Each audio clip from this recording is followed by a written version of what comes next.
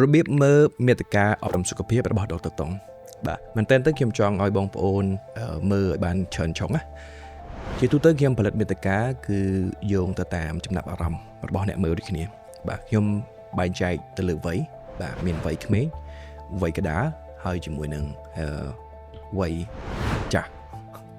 សំទោសមិនថាចាស់អីទេប៉ុន្តែវាគឺជាពាក្យពេញហ្នឹង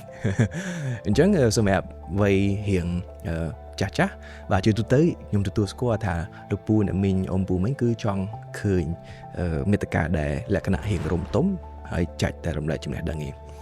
ប៉ុន្តែនៅក្នុងបរិបទថ្មីបាទ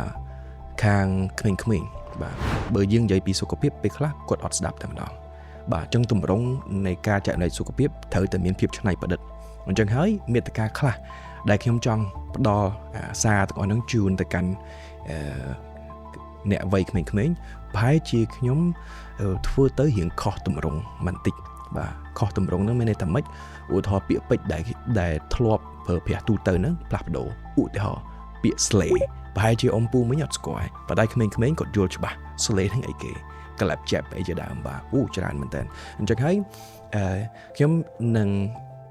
បង្ហាញមេត្តាគ្រប់វ័យបាទគ្រប់ប្រភេទទាំងអស់ជូនទៅកាន់បងប្អូនប្រជាពលរដ្ឋជាប្រយោជន៍ដល់បងប្អូនប្រជាពលរដ្ឋទាំងវ័យក្មេងវ័យកណ្ដាលនិងវ័យចាស់អញ្ចឹងសង្ឃឹមថាបងប្អូនពូមីងបាទនឹងយល់ថាពេលខ្លះ content របស់ខ្ញុំវាទៅជាបែបនេះទៅជាបែបនេះបាទសង្ឃឹមថាយកទាំងអស់គ្នាហើយនឹងទទួលបានផលប្រយោជន៍ទាំងអស់គ្នាអរគុណច្រើន